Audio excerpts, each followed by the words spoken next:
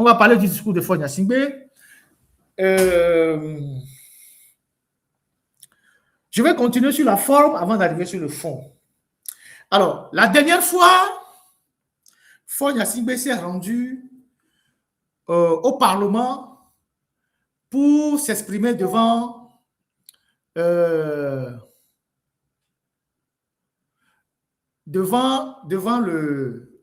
Parlement et le Sénat réunis, devant l'Assemblée nationale et le Sénat réunis. Je reviendrai tout à l'heure sur l'opportunité de cette intervention. Mais quand Faure s'est déplacé la dernière fois à l'Assemblée, vous savez ce qui s'est passé? D'abord, je vous ai dit que c'est chez moi que beaucoup de députés et sénateurs ont appris que Faure vient devant l'Assemblée. C'est chez moi qu'ils ont appris ça. Ils n'ont été informés que la veille, certains même le matin. Mais Faure, pour montrer qu'il n'a aucune considération pour les députés que lui-même il a nommé les sénateurs, quand Faure venait à l'Assemblée nationale, on a interdit à tout le monde de mettre son véhicule à l'intérieur de l'Assemblée nationale. Tous les députés, ils ont mis un cordon sécuritaire autour de l'Assemblée nationale. Tous les véhicules des députés ont été déviés dans le centre Kadhafi, y compris la voiture du président de l'Assemblée, comment l'appelle-t-on, et Selom Klassou. Les véhicules des ministres, des députés, du président de l'Assemblée, on les a renvoyés tous dans le centre Kadhafi. Et c'est à partir du centre Kadhafi que chacun a marché pour venir à l'Assemblée nationale. De telle sorte que ce soit le véhicule de Faure Gnassingbé seul qui rentre dans l'enceinte de l'Assemblée nationale. Même le président de l'Assemblée nationale n'a pas eu cette opportunité. Les gens ont marché du centre Kadhafi à l'Assemblée nationale en chuchotant, en bourdonnant, en s'énervant. C'est comme ça qu'ils se sont parlé jusqu'à revenir à l'Assemblée nationale. Il les a envoyés tous là-bas, tous leurs véhicules, y compris même le véhicule du président de l'Assemblée nationale. Ils sont allés là-bas, ils sont sortis de leur véhicule et ils ont marché pour venir à l'Assemblée nationale, sous le soleil. Beaucoup de députés ont poussé des jurons, beaucoup de ministres ont poussé les jurons, et c'est comme ça qu'il les humilie. Donc, lui, il se comporte comme un monarque de droit divin. Quand il arrive quelque part, les autres ne doivent pas exister. Les autres n'ont pas le droit de conduire leur véhicule. Il renvoie tout le monde. Sur la forme, c'est comme ça que ça s'est passé. Maintenant, est-ce que vous pensez, ensemble avec vous, que l'exercice que Faure Gnassingbé a fait la dernière fois, est-ce que la Constitution, sa propre Constitution le dit? C'est une question que je vous pose. Est-ce que la Constitution de Faure Gnassingbé de la 5e République l'autorise à aller faire un discours devant le Sénat et l'Assemblée nationale réunie? Parce que je n'ai pas encore vu un seul juriste me dire ça. Est-ce que l'exercice auquel Faure s'est livré, est-ce que ça respecte sa propre Constitution? Technique, il faut me mettre la Constitution. Je suis allé chercher les prérogatives du PC et du président dans la Constitution de Faure, qu'il a publié dans le journal officiel le 6 mai 2024, à moins qu'il ait modifié.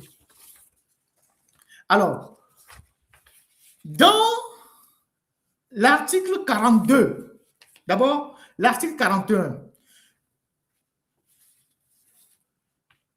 non, article 40, des attributions du président de la République, donc Jean-Lucien Sanvi de Tové. Le président de la République est le chef de l'État. Il est le symbole de l'unité nationale. Article 41. Le président de la République peut envoyer des messages aux chambres. Donc, les chambres, ça veut dire le Sénat et l'Assemblée nationale. Article 42. Le président de la République accrédite les ambassadeurs nommés en conseil des ministres. Ça veut dire que si Faure nomme un ambassadeur, c'est le président qui accrédite les ambassadeurs. Il reçoit et accueille formellement les ambassadeurs et envoyés spéciaux acceptés et accrédités par le gouvernement auprès de qui sont dûment autorisés. Maintenant, lisez très bien ici. Le président de la République reçoit au moins 2 fois par an. Écoutez très bien. Le président de la République reçoit au moins 2 fois par an le président du Conseil pour être informé de l'état de la nation et sur un ordre de jour établi par le président du conseil. Une délégation représentant les chefs traditionnels assiste à l'une de ces deux rencontres annuelles. Je me répète. Le président de la République reçoit au moins 2 fois par an le président du conseil pour être informé de l'état de la nation et sur un ordre du jour établi par le président du conseil. Une délégation représentant les chefs traditionnels assiste à l'une de ces deux rencontres annuelles. Ensuite,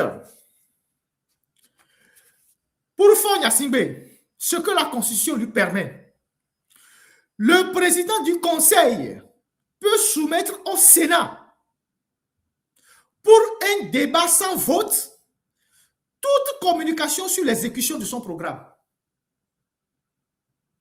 Le président du conseil peut soumettre au Sénat, on n'a pas dit le Sénat et l'Assemblée nationale, donc pas le Congrès. Le président du conseil peut soumettre au Sénat pour un débat sans vote toute communication sur l'exécution de son programme. Ça veut dire que Faure Gnassingbé doit aller devant le Sénat, faire une communication sur le programme de son gouvernement.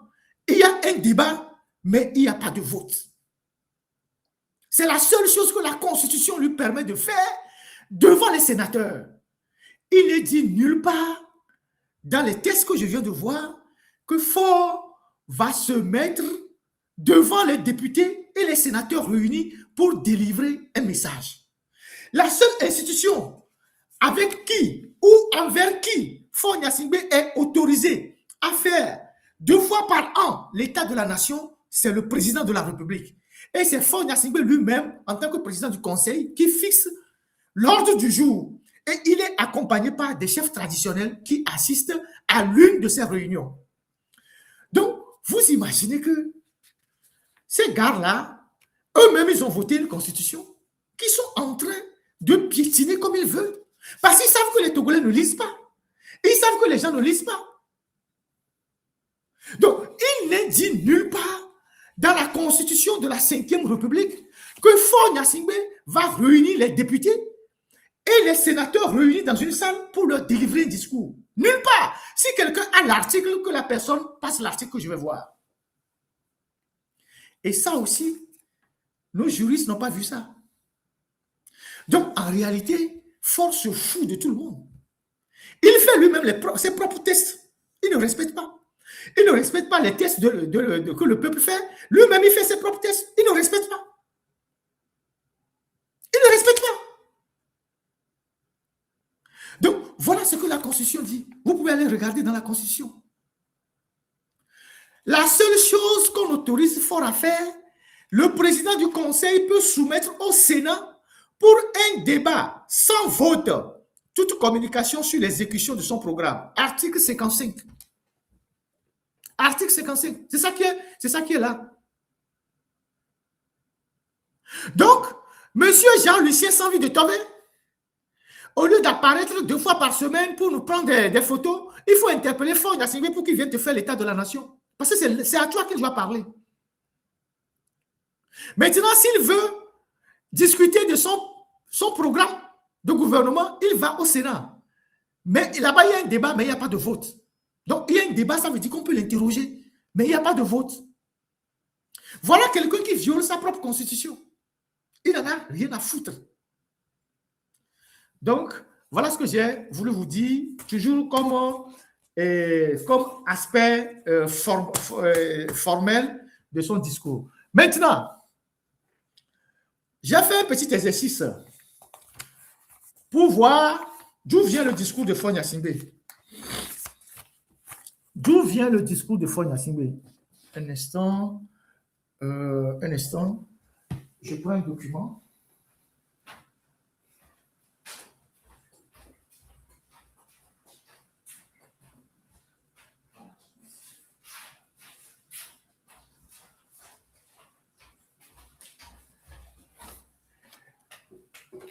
J'ai pris le temps de regarder le discours de Faure Gnassingbé.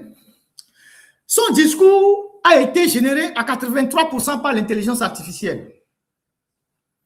et à 17% par un humain. Technique, les statistiques. Le discours de Faure Gnassingbé a été généré à 83% par l'intelligence artificielle et à 17% par un humain. Ça veut dire qu'ils ne se sont même pas foutus de travailler intellectuellement pour écrire un discours. Ils sont allés sur ChatGPT ou je ne sais pas quoi, tout ce que vous connaissez aujourd'hui comme intelligence artificielle, et ils sont allés faire des trucs. Ça montre quand même une paresse intellectuelle. Donc, 83% de son discours a été généré par l'intelligence artificielle. Et 17% a été rédigé par un humain. Maintenant, dans les 17%, il y a eu un plagiat. Dans les 17%. Et je vais vous dire d'où vient le plagiat tout à l'heure. Dans les 17%, il y a eu des choses qui sont allées chercher dans le discours de Jean Moutari. Technique. Jean Moutari, c'était le gouverneur du Togo dans les années 40. C'était le commissaire de la République du Togo, Jean Moutari, qui a fait un discours à l'installation de la première assemblée représentative du Togo que le CUT avait remporté. Et donc, les 17% restants, il y a des phrases et des mots qui sont allés chercher dans le discours de Jean Moutari, commissaire de la République française au Togo, discours tenu devant l'Assemblée représentative le 16 décembre 1946.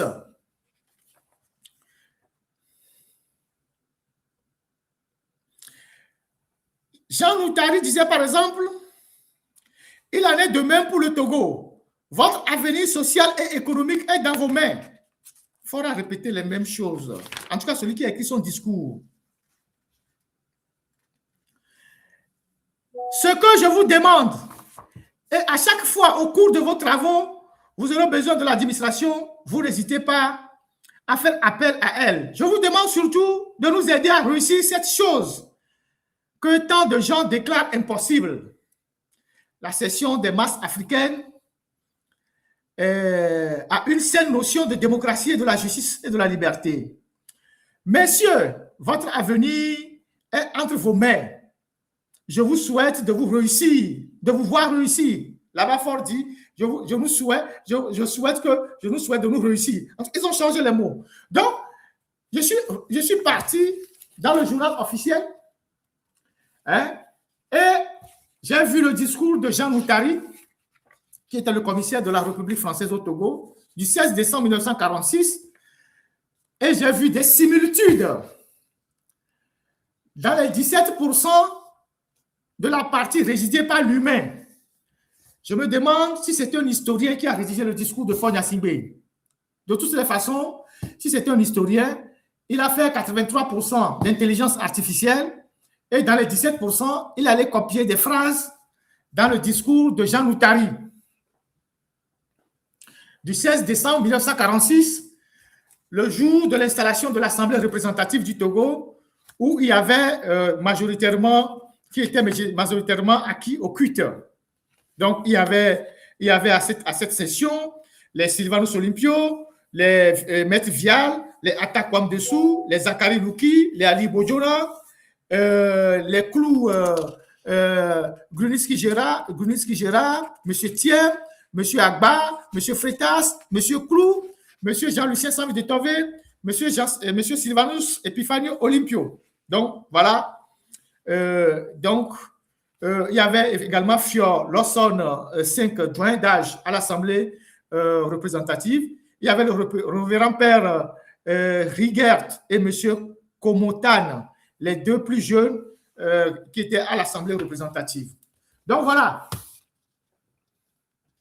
Donc, non seulement ils nous pondent un discours qui est généré par l'intelligence artificielle, mais une partie du discours a été copiée dans un vieux discours de 1946.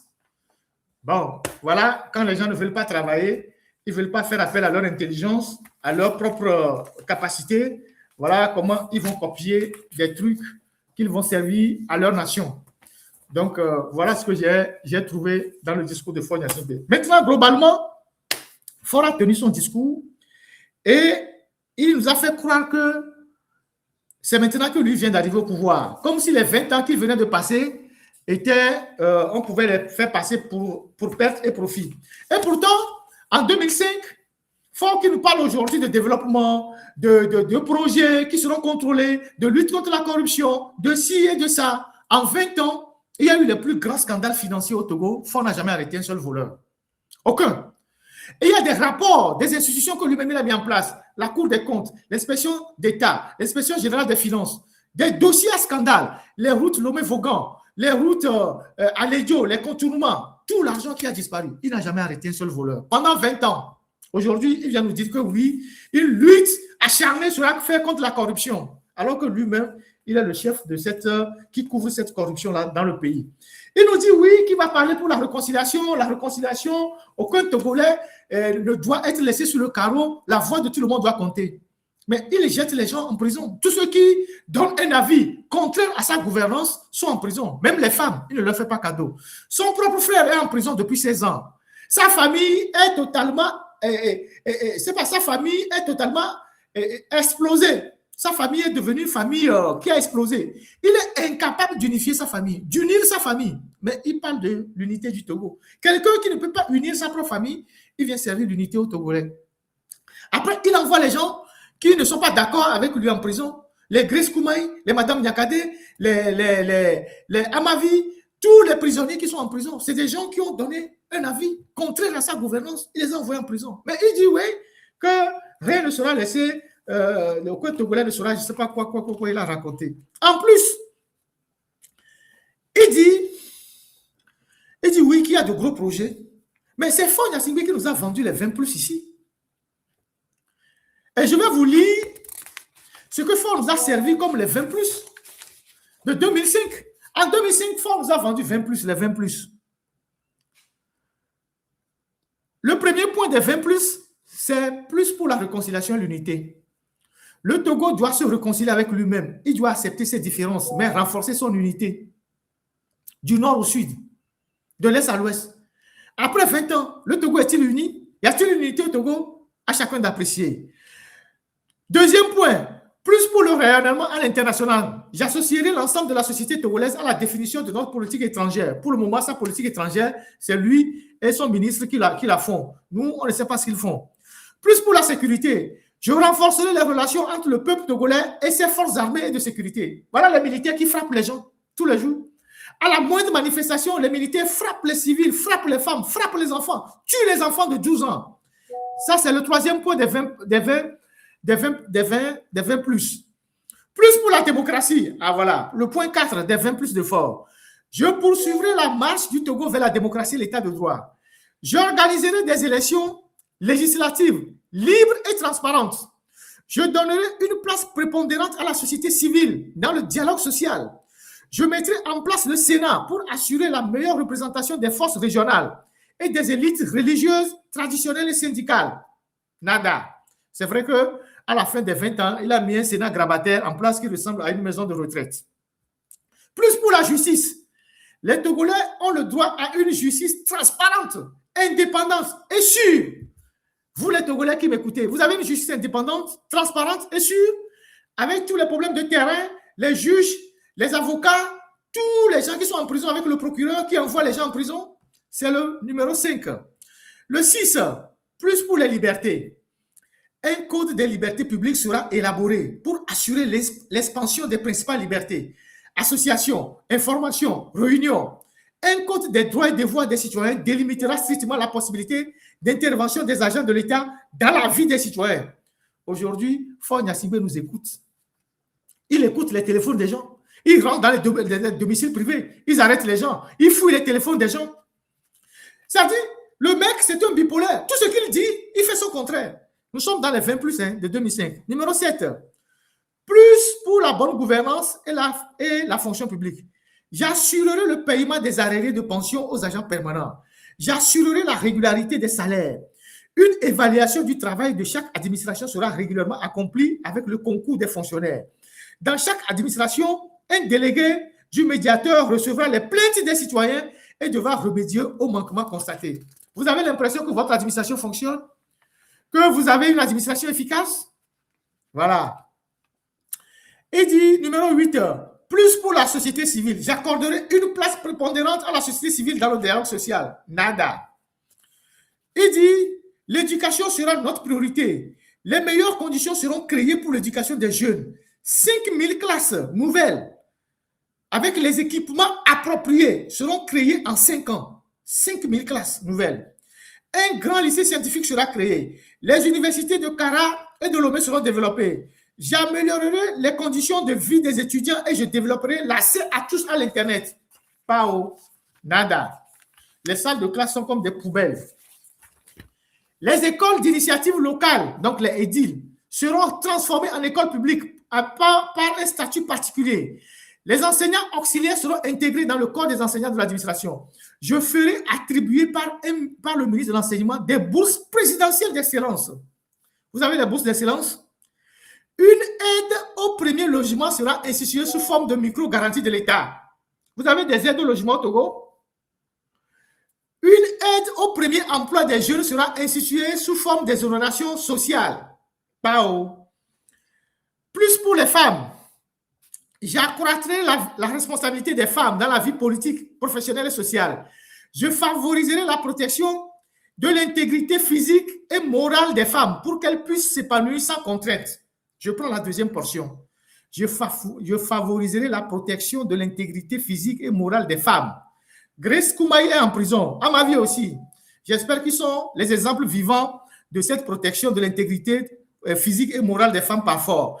Après, pour l'accroissement des responsabilités des femmes dans la vie publique, ça, il a réussi ça. Mais avec tout le monde sait ce qui est derrière.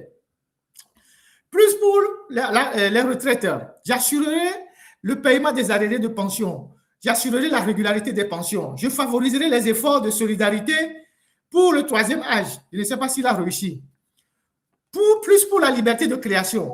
Les entreprises jouent un rôle important dans la création d'emplois. Je supprimerai toutes les autorisations administratives préalables à la création des entreprises.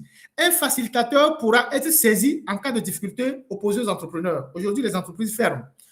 Voilà. Plus pour la ville. Je nommerai un ministre chargé de mettre en place une politique de la ville et d'amélioration du cadre de vie, assainissement des villes, notamment Lomé. Logement pour tous. Vous avez les logements Lomé?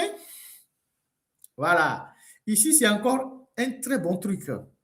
Je ferai construire des maisons à bon marché pour faciliter le logement des jeunes accédant à la vie active et de tous ceux qui ont besoin de se loger dans les meilleures conditions.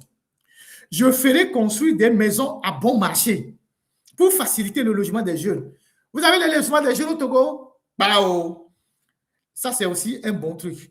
Dans le cadre d'une politique des grands travaux, un appel sera adressé aux pays enclavés pour mettre en chantier une autoroute appelée Fleuve de l'Espérance, allant de Lomé à la frontière nord.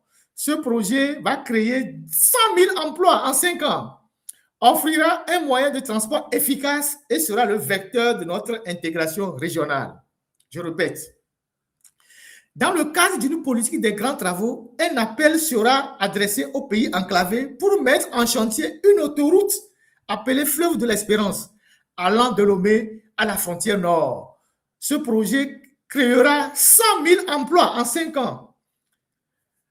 20 ans après, on n'a même pas le début de l'autoroute. Il est toujours en étude de faisabilité. Il n'a pas encore fini les études. 20 ans après, il nous a dit qu'en 5 ans, il va faire l'autoroute, ça va créer 100 000 emplois. 20 ans après, on ne connaît même pas le début de l'autoroute, ni sa fin. Ça n'a pas existé. Donc, il y a plein de trucs qu'il a raconté, dans les 20 plus.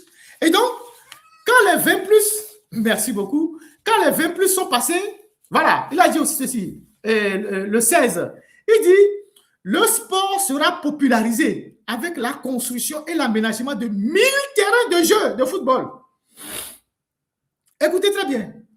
Le sport sera popularisé avec la construction et l'aménagement de 1000 terrains de jeu. Pourquoi? Il a déjà construit combien de terrains déjà? 1000 terrains de jeu.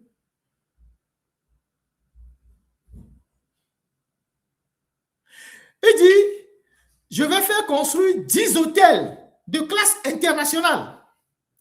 10 hôtels de classe internationale au Togo. Il en a construit combien? Il dit, je vais construire 10 hôtels. 10 hôtels de classe internationale. Même l'hôtel de la paix qui est là-bas, il n'a même pas réussi à rénover ça. Il a dit qu'il va rénover les rails et tout ça. Donc ça, c'est les 20 plus d'efforts. Comme moi, je suis un très bon archiviste, je suis parti les retrouver. Maintenant, 5 ans après, il a ressorti un autre document pour dire le changement dans la continuité. Je ne peux pas le projeter ici. Il a encore aligné un tas de promesses, des trucs bidons. Quand les 5 ans là sont passés, il a sorti maintenant le DRSP, le D quoi, tout ce qu'ils ont raconté là. Il a sorti ça. Après ça, maintenant, il a sorti PND. PND, ils ont amené les gens, les Dominique Strauss-Kahn, les Tony Blair, les Carlos Lopez. Ces gens-là, ils ont rédigé le PND à 10 millions d'euros. Ils ont payé 10 millions d'euros pour rédiger le PND. Quand ils ont fini de rédiger le PND, ils ont dansé, le Togo, c'est fini, le problème est réglé. 3 ans après, le PND est tombé dans l'eau. Beau. Ça a été remplacé par vision, feuille de route gouvernementale. Entre-temps, il y a eu vision 2030. Après, il y a eu feuille de route. Donc, le PND est devenu feuille de route gouvernementale. Sachant que le vent peut emporter une feuille à tout moment, là aussi, ce n'est que des promesses. Et après avoir fait tout ça, il vient maintenant nous dire, 20 ans après, que lui, il a de l'ambition pour le Togo, qu'il va construire des projets, qu'il va faire ci, que les projets seront surveillés, les ministres seront surveillés, on va faire quoi.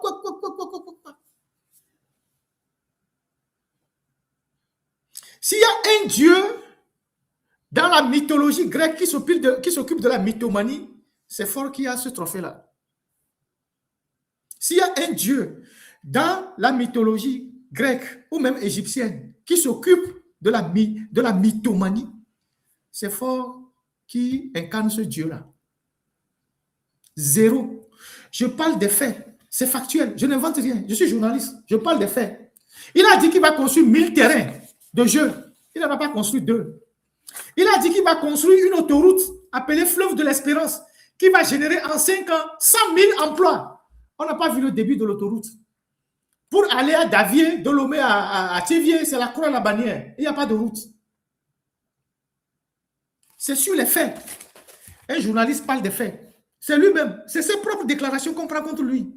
Donc, quelqu'un qui n'a tenu aucune de ses promesses en 20 ans, et après 20 ans, il vient maintenant vous dire, c'est maintenant que je vais travailler.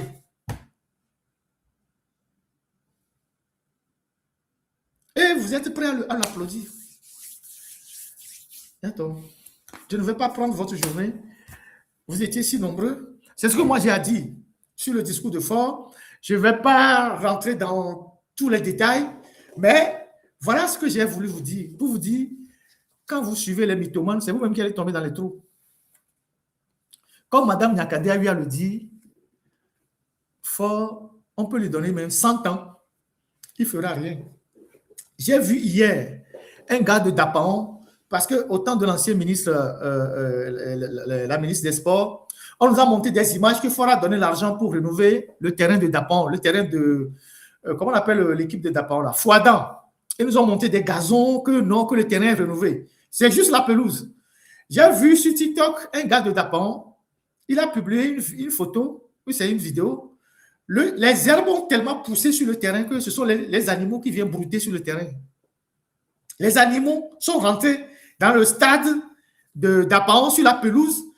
J'ai vu un cheval, j'ai vu des moutons qui sont en train de brouter sur le terrain de Dapaon.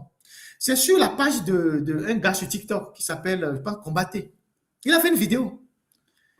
C'est les moutons et les chevaux qui sont sur le terrain en train de brouter. Donc, Faure dit, en 5 ans, il va construire 1000 terrains de jeu.